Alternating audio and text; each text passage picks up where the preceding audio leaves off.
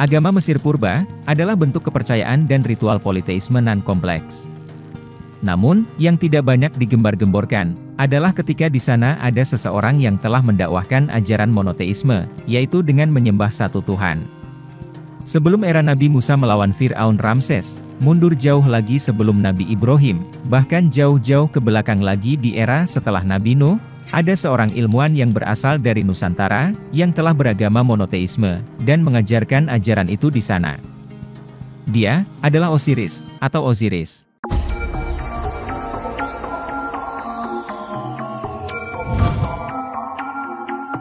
Untuk diketahui, sebelum masyarakat Mesir purba tersesat, sehingga mereka menjadi musuh para nabi, mereka sebelumnya telah menganut ajaran monoteisme.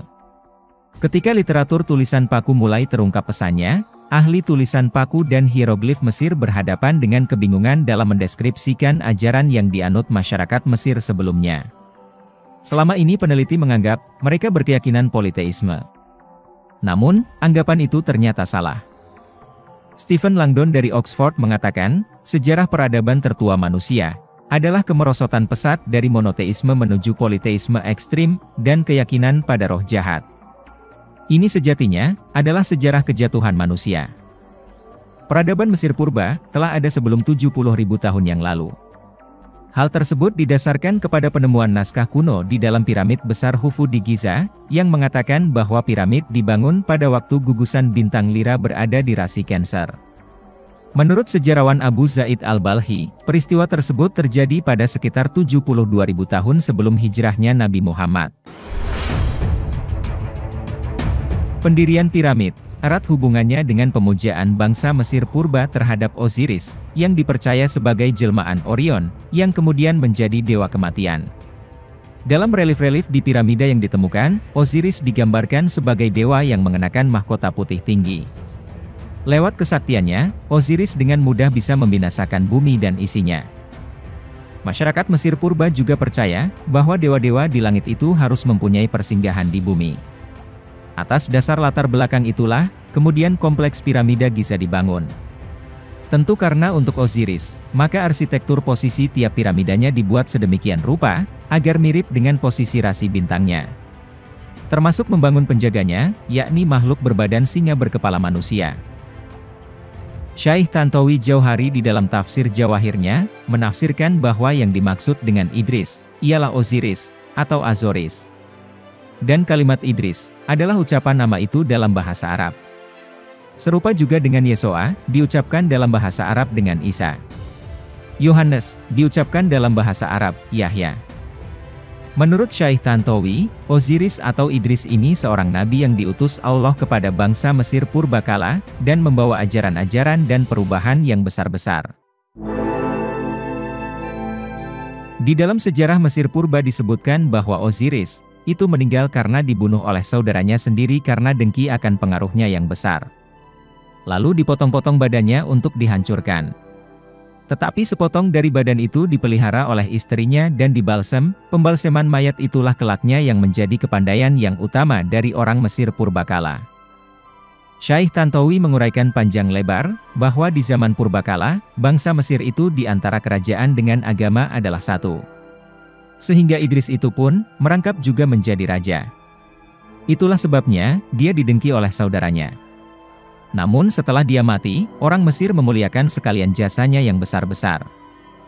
Menurut dongeng mereka, setelah seorang raja besar, atau orang besar mati, bersidanglah hakim-hakim 42 orang banyak anggotanya, memusyawarahkan dan mempertimbangkan kembali tentang kebaikan atau keburukan raja semasa hidupnya.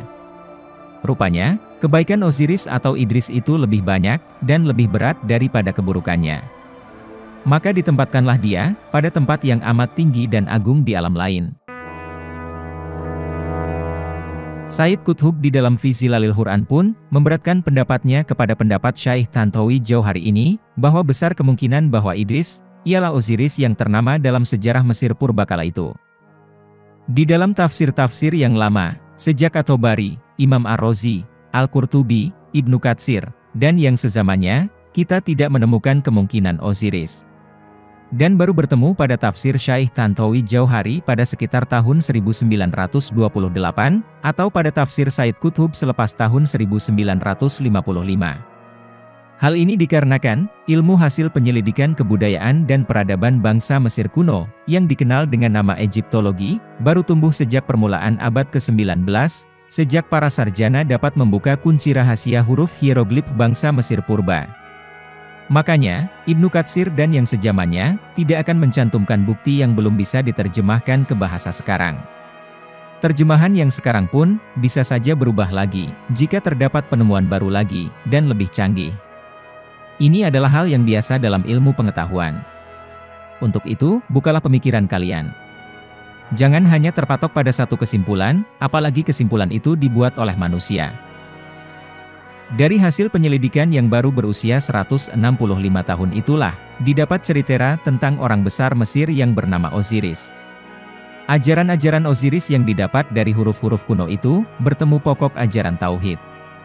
Cuma setelah lama kemudian sepeninggal dia, setelah pada mulanya hakim-hakim mengakui bahwa jasanya sangat besar, maka beliau ditempatkan di tempat yang maha tinggi di alam lain. Pada akhirnya Osiris pun dipertuhankan, dipuja, dan disembah. Ini semacam pengkultusan yang berlebihan, kepada sosok seorang nabi. Dengan mengaitkan Nabi Idris sebagai Osiris, jika dilihat dari masa kehidupannya, diperoleh informasi sebagai berikut. Pertama, Nabi Adam. Diperkirakan masa kehidupannya, sebelum 200.000 tahun yang lalu, bahkan ada pendapat yang mengatakan beliau telah ada sejak jutaan tahun yang lalu. Kedua, Nabi Idris. Diperkirakan masa kehidupannya, sebelum 70.000 tahun yang lalu. Ketiga, Nabi Nuh. Diperkirakan masa kehidupannya, sebelum 13.000 tahun yang lalu. Pendapat yang mengatakan, sesungguhnya Nabi Idris adalah leluhur dari Nabi Nuh mungkin ada benarnya. Akan tetapi jarak di antara keduanya, bukan hanya 3 atau 4 generasi seperti yang dipahami selama ini, melainkan telah mencapai jarak puluhan, bahkan mungkin ratusan generasi. Dalam surat Maryam ayat 56, dan ceritakanlah kisah Idris di dalam kitab. Sesungguhnya, dia seorang yang sangat mencintai kebenaran, dan dia juga seorang nabi. Dari sini bisa kita dapat, kalau Nabi Idris adalah seseorang yang berilmu tinggi, dibandingkan umatnya. Sebagaimana seorang nabi, dia mengajarkan dan mengamalkan ilmu itu, untuk memperbaiki peradaban manusia. Pertanyaan selanjutnya, dari manakah datangnya Osiris ini? Untuk menjelaskan hal ini, kita akan menggunakan teori tanah pun. Dalam legenda Mesir purba, dikenal tanah pun sebagai asal-muasal para dewa. Seperti yang kita bahas sebelumnya, dewa di sini, adalah seseorang yang memiliki ilmu tinggi, tetapi dikultuskan dan dituhankan. Padahal sejatinya, dia hanya seorang manusia, keturunan Adam. Dikisahkan, seorang ratu Mesir purba yang bernama Ratu Hatshepsut, telah melakukan perjalanan menuju tanah pun. Ratu Hatshepsut adalah Fir'aun kelima dari dinasti ke-18 di Mesir kuno, yang dipercaya pernah memerintah dari sekitar 1479 hingga 1458 sebelum Masehi. Ada beberapa teori tentang keberadaan tanah pun, salah satunya adalah di wilayah Nusantara. Ini didasarkan kepada beberapa alasan. Pertama, dalam sebuah buku yang berjudul Tesipureket Sailor, penulisnya mengatakan bahwa lokasi pun terletak di sebuah kawasan yang berpulau. Kalaulah lokasi pun itu terletak di pantai Laut Afrika, maka secara tidak langsung, teori Afrika sudah batal.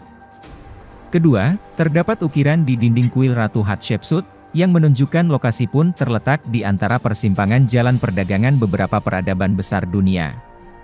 Lokasi seperti itu, tidak lain adalah Nusantara, yang terletak di laluan perdagangan antara bangsa antara Cina dan India. Ketiga, jangka masa yang diambil oleh kapal-kapal Hatshepsut, sangat lama untuk kembali lagi ke Mesir. Rekor mengatakan, bahwa mereka hanya tiba ke Mesir sewaktu tahun kelima pemerintahan Hatshepsut. Bayangkanlah, di manakah lokasi tersebut? Kalaulah terletak di Afrika, tidak mungkin akan selama itu. Karena, Afrika masih dekat dengan Mesir.